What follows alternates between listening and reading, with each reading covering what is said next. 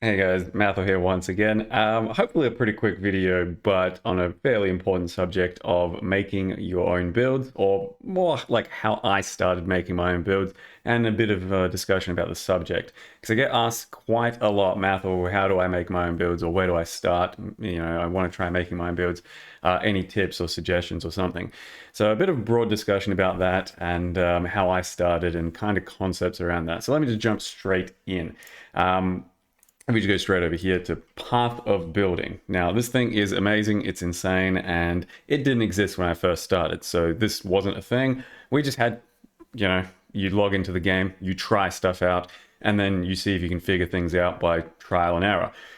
And that's the first big point. The first big point is there's no shortcut to build making in Path of Exile, and there never really was. It was basically, and still basically is, trial and error. You have to come up with an idea, a concept, kind of a build, some stuff within that build, try it out, fail, and then learn from that example. So basically the most key concept I want to get out there is that it's just learning from past attempts. And that's how I basically started making what I thought was decent builds. So from many years ago, my first real successful build was basically Elemental Buzzsaw. If you just go to my videos, you can click oldest and you can see the absolutely oldest videos I've put up on YouTube. This was basically my first successful build, and prior to that, I'd played the game for, I don't know, a few months maybe, and I had made some okay builds just by doing my own thing. I'd just made some, pretty crappy spellcasters, pretty crappy like attacker-based characters, and they were all okay. They were just nothing too special. But once I, tried a few characters, tried a few concepts, learnt from like what worked, what didn't work, and then came up with a really good concept in this one, Elemental Buzzsaw. I put it all together, and it was the magic perfect fit where I was like, wow, this is an actual real build for a change and something worth sharing.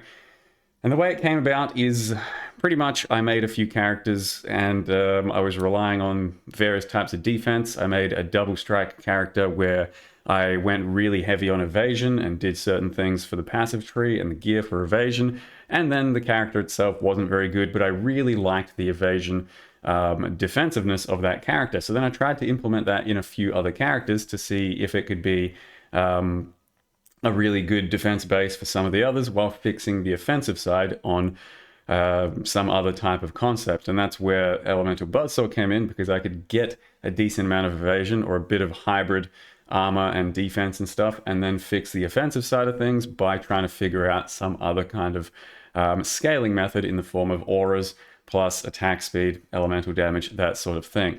And then it kind of opened the floodgates of other builds for me, because I realized I kind of had a couple of things that I knew what worked, and I knew elemental damage worked and attack speed worked, and I knew evasion worked, and then I started trying to make like Wind Ripper, which is a bow build, work in the same sort of concept. I then started to try and incorporate that sort of stuff in cast on crit. And then eventually you start to make your way to other things like spellcasters and armor-based characters and attack-based characters. And from each one, you learn what kind of works and what kind of doesn't, and then implement it on your next build and next try. And in the end, after doing it for characters, dozens and dozens of characters, you just start to get a feel for knowing what's going to roughly work and what won't have the legs, because you either won't have the scaling, you won't have the correct skill, you won't have the correct, you know, capabilities of like defensiveness, offensiveness, all of that. You just start to get a feel for all of that. And there's no real shortcut. It's just trial and error to get to that point. These days, it's a lot simpler than ever before, because you have lots and lots of resources at your disposal. So I won't say it's simpler. I'd say, because it's still very overwhelming to have all this information, but you have so many resources at your disposal to kind of know what you're doing with builds. There's a lot of content creators like myself, or people who have even more beginner-friendly hand-holding style guides, and you can see exactly what they do, why things work. PoE Ninja Builds is a great resource, I like to think. I've only really started looking at it somewhat recently, just to see what people are doing with skills sometimes, and then sometimes to avoid the things that people are doing so I can still become a hipster. But if you go on PoE like Ninja and do the builds, and just start looking at what people are doing with a certain skill that you might want to build around, you can kind of just reverse engineer what people are doing. You know, you click their profile and then you're just like, okay, he's using this, this, that, and that to scale things, and that's how that works, and that's why that works. And then you can kind of understand what someone's doing with something and then maybe apply it in your own build attempt. We've also got my entire build list for my entire category of building for years and years and years. You can go back and look at some serious history. Like, this is my first ever like list of all kinds of builds. And I used to even write up guides. You can have a look at those. The Elemental Buzzsaw guide is probably one of the most popular ones I've ever done. And I used to actually properly write guides on my decisions, my choices, what I did, you know, why I did that sort of stuff. Like, I forgot I even did this sort of stuff, but you can see each item has like a description and all that. I used to do this like in between uni classes, you know, go to the computer room and just help type up a bit more guide or do some responses to comments and stuff. Of course, once streaming took over, I stopped kind of doing that. And then videos just served that purpose instead. But then, of course, Path of Building came out, you know, a couple years into the game or so, and it was a game changer. It really let you just start tinkering around with certain things and making your concepts come to life extremely quickly, or seeing where you went wrong, why you went wrong. I typically try to make a character at this point with all my knowledge base. I try to make a character and just level it and make it work, and then check it around like level 70 or 80, where my, you know, sort of boundaries are for the DPS and the defense and stuff, and sometimes just check it through POB, and then ultimately check it entirely in POB once it's kind of completed. And then, yeah, one other thing I kind of really wanted to mention there is a big part of build making and a big part of making a successful build is not giving up immediately. You might, you know, get to like level 70 and just think, oh, this feels a bit whatever. Maybe it's not worth it. But maybe you just needed to still find the right thing and needed to keep progressing the character, keep trying a few combos of support gems and skill gems, and, you know, a bit of different passive tree rework, and still fine tune it. Some of my like most sort of well-rounded builds end up happening around like level 91 to 95. Even by about level 90 or 91, a lot of the time my build feels like it's not quite there, and I'm thinking something about it's not right. It really feels like it could be better. And then those next few levels where I'm in the end game, where I'm trying a few other things and really fine-tuning it, it turns into a proper good build, and I actually like the outcome. And if I just gave up at level 90, I would have thought that was kind of a shit skill or a shit attempt, and I just didn't really enjoy that. And then the other thing is I always try and level with my skill and with my character being the build that it is as early as possible. So like right from level 1, if that's the skill gem I'm going to use, even if it's worse than all the other alternatives, we start with that skill gem. As soon as I get it at level 28, even if it's a difficult to use skill and it feels like it's going to take more scaling till later, I try and start using it. And that's a real important part of the process, to get to know what your character needs, even in early on. If it needs lots of attack speed, lots of area, you know, big defensiveness to be able to justify using that skill, all that kinds of stuff. So I do feel like that helps a lot as well.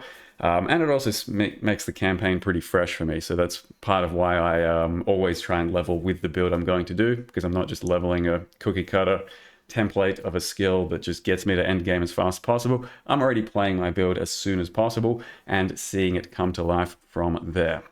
So probably not too much more to say outside of that. Like, you know, you can play around in POB for hours and hours and eventually land on an idea and think you've fine-tuned it enough, but for me, nothing's better than just getting into the game and trying a concept. And of course that takes time. And yeah, my basic like take-home message is I don't think there's a real shortcut. It's basically a lot of trial and error and trying to learn from your mistakes and then trying to problem solve, because that's all this is. It's just problem solving, creating a problem for yourself and then trying to solve it. You know, going, I want to use this skill and I want to use these items or something, and then you just try and figure out how to do it and why it's going to work, why it's not going to work.